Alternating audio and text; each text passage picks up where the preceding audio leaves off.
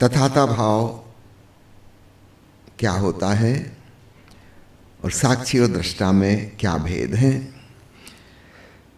साक्षी दृष्टा डिक्शनरी में तो पर्यायवाची लिखे हैं, किंतु समझने के लिए हम यहां पे भेद कर लेते हैं कि उन्हें समझाएं कैसे। तो आप चाहे दर्शक कहो, दृष्टा कहो, साक्षी कहो, वाचर कहो, विटनेस कहो, डिक्शनरी में तो एक ही मीनिंग है उनका, देखने वाला। पर यहां पर हम छोटा सा भेद कर लेते हैं समझाने के लिए। कोई जरूरी नहीं कि हम ऐसा ही करें, आप किसी अन्य तरीके से समझ लें तो भी बात बन जाएगी। देखिए, एक हमारा शरीर है, इसमें इंद्रियां हैं, आंख देखती है, कान सुनते हैं, बाहर के जगत की सूचनाएं अन्य इंद्रियों से हमें प्राप्त होती है। अगर हम इसके प्रति सजग हो जाएं तो इसको कहते हैं दृष्टा भाव।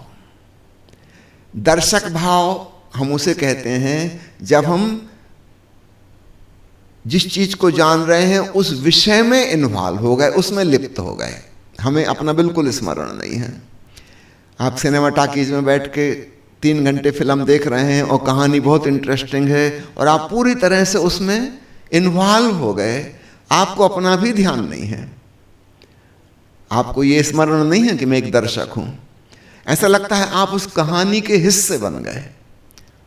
उस कहानी में कुछ दुखदाई हो जाता है, आपकी आंखों में भी आंसू आ जाते हैं। उस कहानी में कुछ खतरनाक घटना घटने वाली है और आपकी भी रीढ़ सीधी हो जाती है, आपके भी हृदय की धड़कन तेज हो जाती है, कुछ मर्डर होने वाला है। आप कहानी के हिस्से बन गए, इन्वॉल्व हो गए। तो जब हम कहते हैं याद करो कि तुम दूर हो, उस कहानी से अलग हो, तो सबसे पहले निश्चित रूप से अपने शरीर का ख्याल आएगा। जब हम कहते हैं मैं, तो मैं से हमारा ज़्यादा मतलब तन से है। जब हम इसके और भीतर जाते हैं, अपने मन का ख्याल आता है। जब आप फिल्मी कहानी देख रहे हो, घर में टीवी देख रहे हो, बीच बीच में ख्याल करना, अलार्म भर लेना हर 5-5 मिनट का, रिमाइंडर याद आ जाए, ख्याल करना कि मैं देखने वाला हूं। ठीक है, कहानी चल रही सामने, पर यह भी ख्याल बना रहे कि मैं देखने वाला हूं और मुझ पे इसका क्या प्रभाव पड़ रहा। कोई हंसी की बात आई, कॉमेडी सीन आ गया और मैं एकदम प्रसन्न हो गया, तो इस प्रसन्नता को भी देखना। अब 2 चीजें हो गई, एक वो कहानी और एक आपके भीतर जो भाव दशा बदली,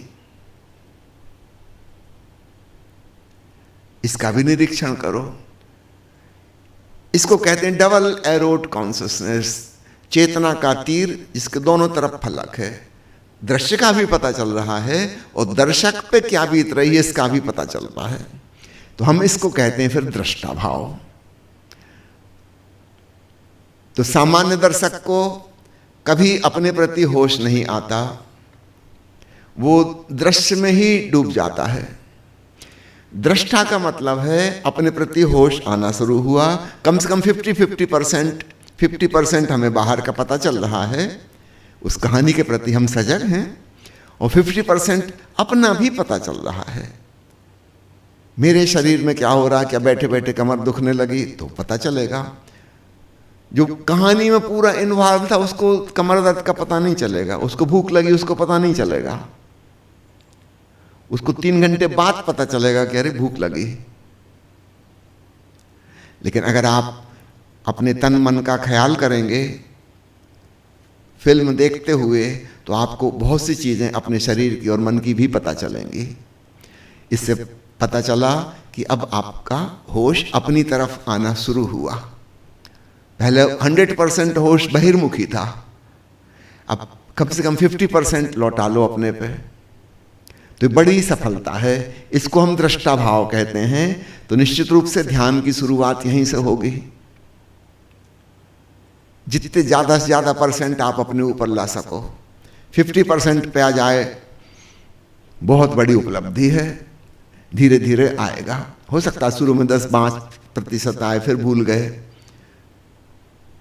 कभी 20-25% आ जाए, फिर भूल गए, कोई बात नहीं, कोशिश करते रहना, धीरे धीरे आप पाओगे 50% अपने ऊपर बना हुआ है,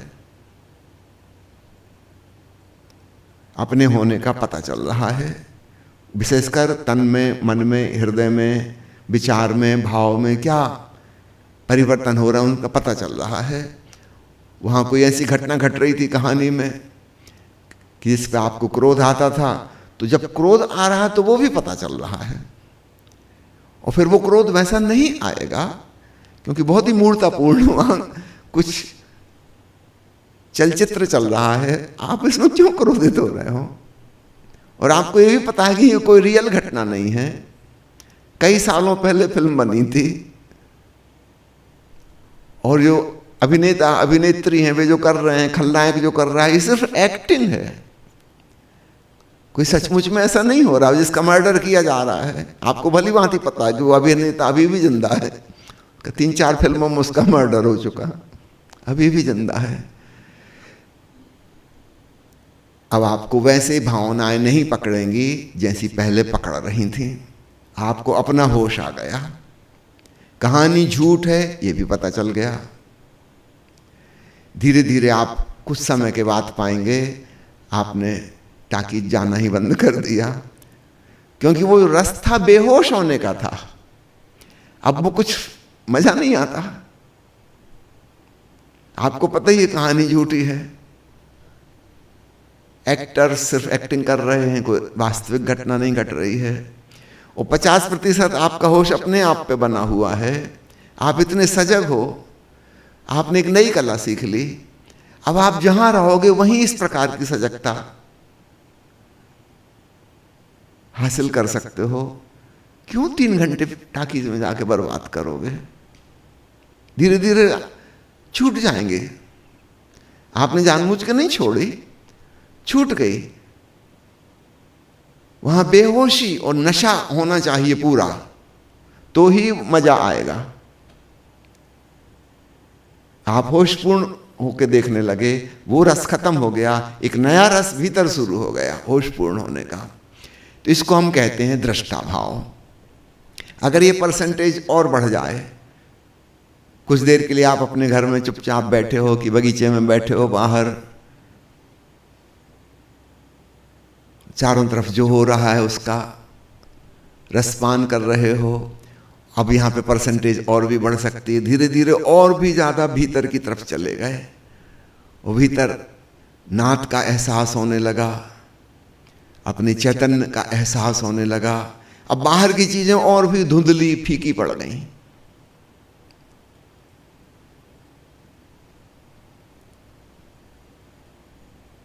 इसको हम कहते हैं आप साक्षी में रमण कर रहे हो, आत्मरमण,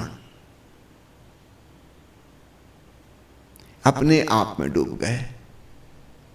कभी कभी ऐसा भी होगा कुछ क्षणों के लिए बाहर क्या हो रहा था कुछ पता ही नहीं, कान तो खुले थे, आवाजें तो आ रही थी, लेकिन बीच में कुछ समय ऐसा गुजरा कि हम नाच सुनने में इतने डूब गए थे कि बाहर भी कोई आवाज आ रही है, अब उसका एहसास नहीं हो रहा था।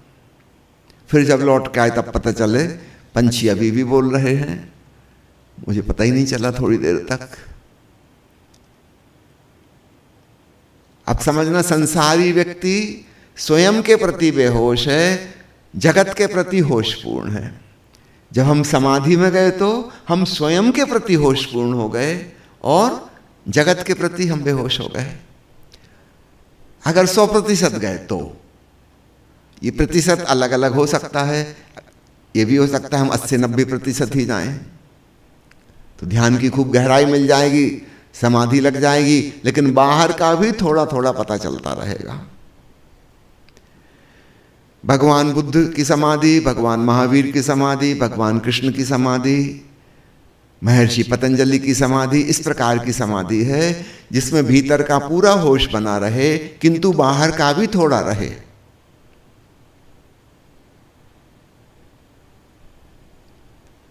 भगवान बुद्ध इसको कहते हैं सम्यक समाधि, इसमें भी सम्यकता बरतो। एक दूसरी समाधि है जैसी रामकृष्ण परमहंस को लगती थी। कई बार हफ्ते हफ्ते भर के लिए बेहोश हो गए, अपने शरीर की सुध बुध नहीं, न भूख प्यास का पता, न मलमूत्र विसर्जन का पता, कुछ पता ही नहीं उन्हें दुनिया का। रमण महर्षि को वैसी समाधि लगी थी। कई सालों तक बड़ा मुश्किल था, कैसे जीवित बचे, आश्चर्य है। कोई खाना खिला जाता था तो खा लेते थे, उन्हें कुछ पता नहीं। कोई पानी पिला गया कि अरे लड़का कब से बैठा है, प्यास लग गई होगी, किसी ने पिला दिया तो उन्होंने पी लिया, उन्हें कुछ पता नहीं। पूरे के पूरे भीतर डूब गए। ऐसी समाधि मेहर बाबा को लगी थी। 1 साल से अधिक बिस्तर पे आंख खोले पड़े हैं, बस आंखें खुली जरूर है मगर उनको दिख कुछ नहीं रहा, वो भीतर डूबे हुए हैं। 1 साल परिवार वालों ने बड़ी सेवा की उनकी, तब जाके वो इस लायक हुए कि उठ बैठ सकें, चल सकें। फिर जिंदगी भर वो कभी बोल नहीं पाए। वो जो 1 साल इतने गहरे मौन में डूब गए कि वो जो भाषा वाला यंत्र है मन, उससे बिल्कुल डिसआइडेंटिफाई हो गए। फिर वो कभी भाषा का उपयोग नहीं कर पाए। शरीर के किसी अंग का हम उपयोग ना करें लंबे समय तक तो काम करना बंद कर देता है। उन्होंने मन का उपयोग नहीं किया, निर्विचार अवस्था में इतने लंबे समय रहे कि भाषा विचार जो सीखे हुए थे वो सब गायब ही हो गए। वे दूसरों से संवाद कैसे हो? संवाद तो भाषा से होता है, वो तो भूल भाल गए सब भाषा। तो इन उदाहरणों से समझना 100% जब कोई व्यक्ति आत्मरमण की अवस्था में चला जाएगा तो ऐसी समाधि भी लग सकती है। एक तीसरी समाधि है जिसमें बुद्ध जैसे सचेत भी नहीं है,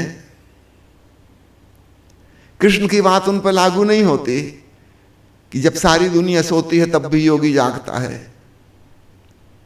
वो कृष्ण अपनी बात बता रहे हैं। बुद्ध महावीर पतंजलि पे वो लागू होगी, सोए में भी वो जागे हुए हैं थोड़ा। लेकिन एक तीसरी प्रकार की है, कबीर की, नानक की, चैतन्य महाप्रभु की, मीराबाई की समाधि। ये ना तो बुद्ध महावीर जैसे होश में हैं और ना रामकृष्ण और रमण महर्षि जैसे बेहोश हैं, ये मध्य में हैं। और इसको वो खूब अच्छा वर्णन करते हैं। कबीर साहब कहते हैं, पीवत राम रस लगी खुमारी। यहां राम रस से मतलब नाम, अनहद नाद। पीवत राम रस लगी खुमारी, खुमारी चढ़ गई। जैसे कोई हल्का भांग खा ले थोड़ा सा तो एक हल्का नशा छा जाता है। ऊपर ऊपर से वो संसार के सब काम धाम करता है, दूसरों को लगता है कि होश में है, लेकिन भीतर भीतर वो जानता है कि एक सूक्ष्म खुमारी छाई हुई है, बेहोश नहीं है। कुछ ऐसा अनुभव भी समाधि में होता है। गुरु नानक देव कहते हैं, नाम खुमारी नान का चढ़ी रहे दिन रात। वो नाद सुन के ऐसी खुमारी चढ़ गई, नशा चढ़ गया, दिन रात चढ़ा ही रहता, उतरता ही नहीं। तो बहुत संतों के जीवन में खुमारी वाला अनुभव प्रमुख रहा। तो मोटे मोटे तौर से 3 प्रकार की समाधियां हैं। एक जिसमें भीतर का परिपूर्ण होश के साथ 10-20% बाहर का होश भी है।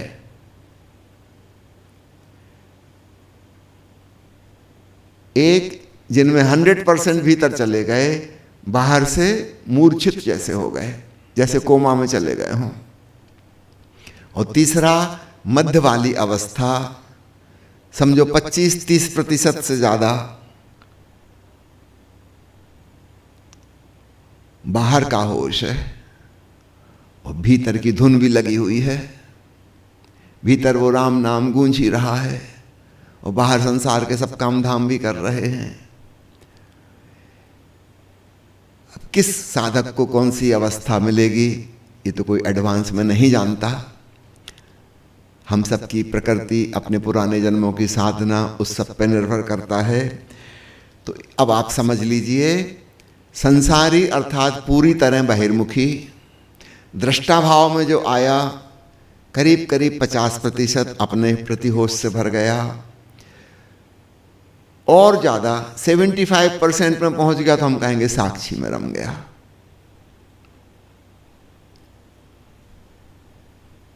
और ज़्यादा हुआ तो समाधिस्थ हो गया। फिर समाधि को जानकर कोई कोई लोग 40-50% वाले पे आके ज़्यादा समय बिताएंगे, कुछ लोग साक्षी में ही ज़्यादा रमे रहेंगे। अब उन पे डिपेंड करता है, और ये हम कोई जानबूझ के तय नहीं कर सकते। सहज रूप से जैसा हमारे जीवन में होगा वैसा होगा। तो दर्शक, दृष्टा, साक्षी, समाधि, अंतर्मुखता और बहिर्मुखता के अलग अलग कॉम्बिनेशन परसेंटेज में। अब आपने पूछा है तथाता भाव, ये आखिरी प्रश्न ले रहा हूं। तथाता का मतलब है स्वीकार। जीवन जैसा है, जो हो रहा है, जो होगा, जो हो चुका, मैं उस सब को प्रेम पूर्वक स्वीकार करता हूं। मेरा कोई विरोध और प्रतिरोध, रेजिस्टेंस नहीं है। अन्यथा हमारे भीतर हमेशा एक लड़ाई चल रही है, मुझे ये पसंद है, वो पसंद नहीं है, ऐसा होना चाहिए, वैसा नहीं होना चाहिए, ये गलत हो रहा है, वो गलत हो रहा है। हम हमेशा भीतर, चाहे हम कहें चाहे ना कहें बाहर, लेकिन भीतर से एक लड़ाई चल रही है, और हमारी अशांति का कारण हमारा अस्वीकार भाव है। अशांति की वजह बाहर नहीं है कोई, हम भीतर ही भीतर एक संघर्ष कर रहे हैं। हम कह रहे हैं नहीं, ऐसा नहीं होना चाहिए, ये घटना नहीं घटनी चाहिए थी, ये व्यक्ति ठीक नहीं है, इसको ऐसा व्यवहार नहीं करना था। चाहे हम ऊपर से कहें अथवा ना कहें, भीतर ही भीतर हम एक कॉन्फ्लिक्ट में हैं, और ये जो संघर्ष है इससे हम अशांत होते हैं, परेशान होते हैं। स्वीकार भाव का अर्थ है कि भाई जो व्यक्ति जैसा है वैसा है, उसकी जिंदगी, वो अपनी जिंदगी अपने ढंग से जिएगा, और मैं उसे स्वीकार करता हूं जैसा वो है। अचानक आपके भीतर शांति छा जाती है। वो व्यक्ति नहीं बदलता, आप बदल गए, आप शांत हो गए, क्योंकि अब आप उससे कुछ अपेक्षा नहीं करते, कुछ उम्मीद नहीं करते कि उसको कैसा होना चाहिए। जीवन में इतनी घटनाएं घट रही हैं, निश्चित रूप से कुछ आपके मन के अनुकूल हैं, कुछ आपके मन के प्रतिकूल हैं। आप हमेशा परेशानी में रहेंगे। आप प्रतिकूल चीजों को रोकना चाहेंगे, पर आपकी इतनी शक्ति और सामर्थ्य नहीं है कि आप रोक सकें। अभी मई का महीना आ गया, वो सूरज तेज होता जा रहा है। आप कितने ही कहो कि मुझे गर्मी बर्दाश्त नहीं होती, मुझे ठंडक अच्छी लगती है, आप किससे कह रहे हो? हाँ, आप अपना इंतजाम कर लो, आप सूरज को नहीं बदल सकते। ठीक इसी प्रकार जिंदगी में हम किसी को नहीं बदल सकते। आप खुद गौर करो, आप अपने परिवार के लोगों को बदलने की कब से कोशिश कर रहे हो? कितने साल बीत गए,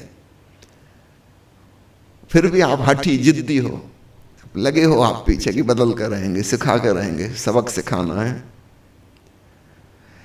सिर्फ आप अशांत हो रहे हो, बेचैन हो रहे हो, परेशान हो रहे हो, आपके संबंध खराब हो रहे हैं, और तो कुछ नहीं हो रहा।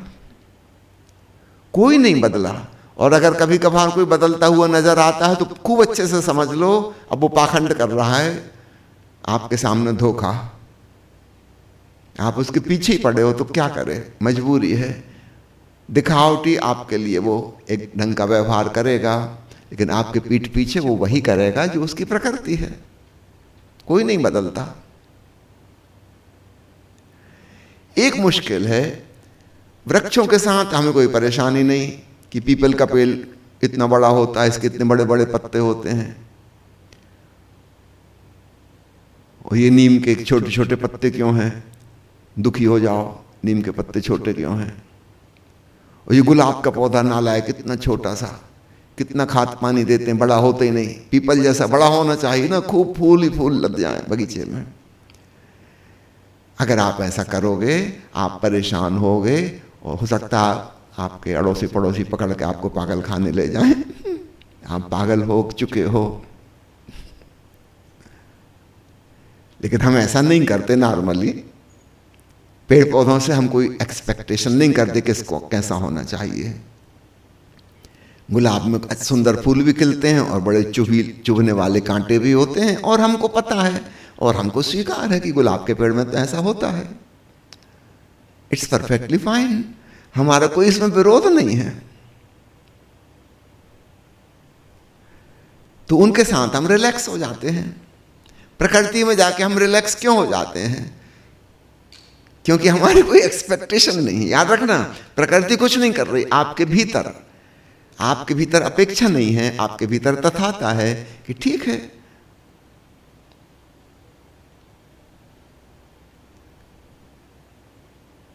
आप शांत हो जाते हो। पशु पंक्षियों के साथ भी हम राजी हो जाते हैं। एक कुत्ता भौंकता है तो भौंकता है, भगवान ने उसका गला ऐसे ही बनाया भौंकने के लिए, और उसको काफी शौक दिया, रात को भी उठ उठ के भौंकता है, बिना काम के ही भौंकता है। और हम जानते हैं कि उसकी प्रकृति, वो ऐसे ही करेगा, तो हमको कोई तकलीफ नहीं होती। कोयल कुहू कुहू करती है, कौआ काँव काँव करता है, और हमको पता है कि प्रकृति ने उनको ऐसा बनाया है। इसमें ना कोई श्रेष्ठ है ना कोई निकृष्ट है। हम भले ही कहें कि हमको कोयल की आवाज पसंद है, कौए की नहीं पसंद है, मगर हम श्रेष्ठ और निकृष्ट का लेवल नहीं चिपकाते। हम जानते हैं कि प्रकृति ने सबको बराबर मौका दिया है। कौआ को भी काँव काँव करने की स्वतंत्रता है, उसकी आवाज ऐसी ही है, हम स्वीकार लेते हैं। क्यों? हमारे भीतर कोई विरोध पैदा नहीं होता। गाय ऐसी है, भैंस ऐसी है, बकरी ऐसी है तो है। हम एक्सपेक्ट नहीं करते कि इसको ऐसा होना चाहिए, कि भैंस को थोड़ा फेयर एंड लवली लगाओ, इतनी काली अच्छी नहीं लगती, भैंसों के ब्यूटी पार्लर खुलवाओ। ऐसा पागलपन हम नहीं करते। अब कठिनाई कहां आती है? जहां मनुष्यों की दुनिया शुरू होती है। वहां हम अपनी पूरी विक्षिप्तता दूसरों पर थोपने की कोशिश करते हैं। हमारे मन में धारणा है पति को कैसा होना चाहिए, पत्नी को कैसा होना चाहिए, बेटा कैसा होना चाहिए, भाई कैसा होना चाहिए, पड़ोसी कैसा होना चाहिए, बॉस कैसा होना चाहिए, सबऑर्डिनेट कैसा होना चाहिए। हमने सबकी एक बिल्कुल सुंदर सुंदर परिभाषाएं लिख के रखी हैं, और मजे की बात है कि उस परिभाषा में आज तक कोई फिट नहीं हुआ, और हम परेशान हो रहे हैं, दुखी हो रहे हैं।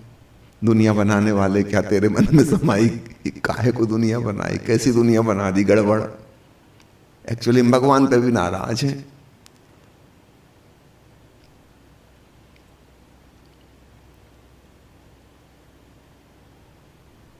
सेठ चंदूलाल ने अपने कुर्ता पजामा सिलने डाला था दर्जी के पास। दर्जी ईसाई था। जब जाओ वो कहे बस 2 दिन और लगेंगे सेठ जी, फिर 2 दिन बाद जाओ, कहेगी आप ऐसा करिए, अभी तो ये समस्या आ गई, वो आ गई, बस बटन लगना बाकी है, बाकी तो पूरा बन चुका है। फिर हफ्ते भर बाद जाओ, एक्चुअली अभी कुछ नहीं हुआ है, कपड़ा काटा भी नहीं है उसने। फिर वो बताएगी बहुत व्यस्तता आ गई, ये आ गया, वो हो गया, बना देंगे, आप चिंता ना करो। आखिर एक दिन सेठ चंदूलाल भड़क गए। वो कहा कि तुम ईसाई धर्म का पालन करते हो, तुम्हें पता है बाइबल के अनुसार भगवान ने 6 दिन में दुनिया बना दी, 7वें दिन विश्राम किया संडे को, और एक तुम हो 1.5 साल हो गया मेरा कुर्ता पजामा नहीं बना पाए। वो ईसाई दर्जी भी भड़क गया, गुस्से में तमतमा गया। उनका देखते नहीं 6 दिन में दुनिया बनाई है, कैसी दुनिया बनाई है। मैं जब कोई काम करता हूं तो पक्का काम करता हूं, ठीक, देखना क्या शानदार कुर्ता पजामा बनेगा तुम्हारा। अब हो सकता है 2-3 साल और लगे, अच्छा काम करेंगे, समय तो लगेगा। 6 दिन में क्या कबाड़ा कर दिया ईश्वर ने। हमारे मन की धारणा है ऐसा होना चाहिए था संसार, और खासकर जिन 20-25 लोगों के हम निकट संपर्क में हैं उनके बारे तो हमें पक्का पता है कि ये लोग ठीक नहीं है। महिलाएं आ जाती हैं शिकायत करने, हस्बैंड बेवफा निकला, 10 साल बाद पकड़ में आया। उनसे कितने ही कहो कि भाई हस्बैंड ऐसे ही होते हैं, नहीं नहीं ऐसे नहीं होते, तो फिर ढूंढो तुम और कहीं ढूंढ लो। परमात्मा ने जैसे बनाए हैं नमूने वैसे ही मिलेंगे। पति आ जाते हैं कि पत्नी जो है एकदम कर्कशा, हमेशा कटु वचन ही बोलती है, कुछ कड़वी नुकीली बात चुभाती रहती है। उनसे कितने ही कहेंगे भाई स्त्रियां ऐसी ही होती हैं, परमात्मा ने उनको ऐसी जुबान दी है।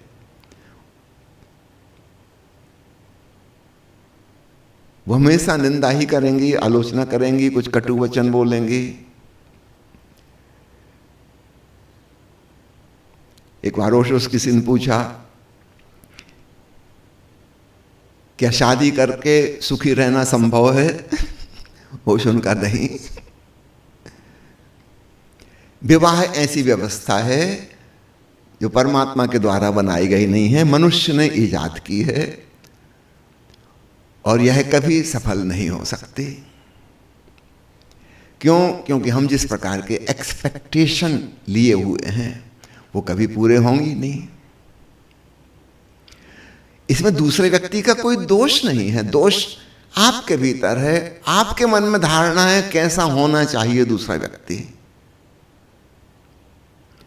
उस धारणा के अनुसार पूरी दुनिया में एक भी व्यक्ति नहीं है, ना पहले कभी था ना भविष्य में कभी होगा। ओशो ने कहा कि परमात्मा ने एक मजाक की है। जब उसने इंसानों को बनाया तो धरती पे भेजने के पहले वो प्राइवेट रूम में उसको ले गया, कान में फुसफुसा के धीरे से कहा कि एक बात समझ लो, तुमसे ज्यादा बुद्धिमान और सुंदर व्यक्ति मैंने आज तक नहीं बनाया, और दूसरी बात तुम्हारे लिए जोड़े की एक स्त्री या पुरुष बनाया है, जाओ दुनिया में और कोने कोने में मैंने इस प्रकार के लोग भर दिए हैं, अपनी जोड़ीदार ढूंढ लो। ये 2 बातें उसने मजाक कर दी। हर आदमी को वहम है कि वो सर्वश्रेष्ठ है, उससे ज़्यादा अक्लमंद कोई नहीं, उससे ज़्यादा सुंदर कोई नहीं, और दूसरा कि मेरी जोड़ी का कोई है, एक दूजे के लिए बने। भगवान का कोने कोने में है, ढूंढो, और दुनिया बना दी गोल, उसमें कहीं कोई कोना है ही नहीं, ढूंढते रहो। जिंदगी छोटी है, ढूंढते रहो। मजाक को समझना हमारे जीवन के सारे दुखों का कारण हमारे भीतर एक्सपेक्टेशन है। हम अपने मन में कुछ धारणा बनाए हैं, वैसा नहीं होता, हम दुखी होते हैं, परेशान होते हैं। अगर यह बात आपको समझ में आ गई, फिर दूसरी बात तुरंत समझ में आ जाएगी कि अगर मैं स्वीकार कर लूं जो है जैसा है वैसा, फिर आपको अशांत करने का कोई उपाय ही नहीं बचा। स्वीकार भाव शांति की कुंजी है। शांति का खजाना स्वीकार भाव से खुलता है। भगवान बुद्ध उसी को तथाता कहते थे। तथाता का मतलब तथ्य ऐसा है, the fact is like this, ये जीवन ऐसा है।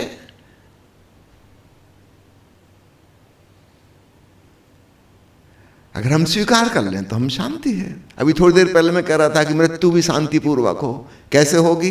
अगर हम स्वीकार लें मृत्यु इसी जीवन का क्लाइमैक्स है, आखिरी शिखर। ये जिंदगी ही बढ़ते बढ़ते बढ़ते मौत बन जाती है। एक डंडे के 2 छोर होते हैं। हम जैसे जीवन कह रहे हैं, इसका एक छोर जन्म था, दूसरा छोर मृत्यु है। पूरे डंडे को स्वीकारो, उसमें दोनों छोर शामिल हैं, और तब आप पाओगे मौत भी आपको अशांत नहीं कर सकती।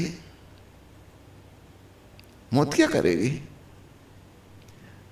आप संघर्ष कर ही नहीं रहे। कबीर का वचन है, जिस मरनी से जग डरे मेरो मन आनंद, कब मरी हो कब भेंटी हो पूर्ण परमानंद। कह रहे हैं प्रतीक्षा कर रहा हूं कब मृत्यु आएगी और पूर्ण आनंद में विलीन हो जाऊं। मुझे पक्का पता है जब यमदूत आए होंगे, कबीर साहब ने उनको खूब फटकारा होगा कि नालायक को इतनी देर कर दी, ड्यूटी अपनी ठीक से नहीं करते। शर्म नहीं आती? मैं 120 साल का हो गया, भूल गए थे क्या? तुम्हारे वहां दफ्तर में काम ठीक नहीं चल रहा। अन्य लोगों को, यमदूतों को घसीट कर ले जाना पड़ता है, क्योंकि वो लोग जाने तैयार ही नहीं, तो करो क्या? वो रजिस्टर कर रहे हैं, उनको घसीट कर ले जाना पड़ेगा, भैंसे से बांध के, भैंसे की पूंछ से बांध के और कोड़ा मारते हुए। कबीर साहब के साथ उल्टा होगा, वो यमदूतों के आगे आगे चलेंगे, उनको डांटते डपटते कि देर कैसे कर दी। आगे आगे चलेंगे, घसीटने की कोई जरूरत नहीं, वो तो खुद ही तैयार हैं, हर चीज के लिए तैयार हैं। तो तथाता भाव, स्वीकार भाव शांति का सूत्र है, खूब अच्छे से स्मरण रखिए। तो आज की प्रश्नोत्तर चर्चा यहीं समाप्त होती है।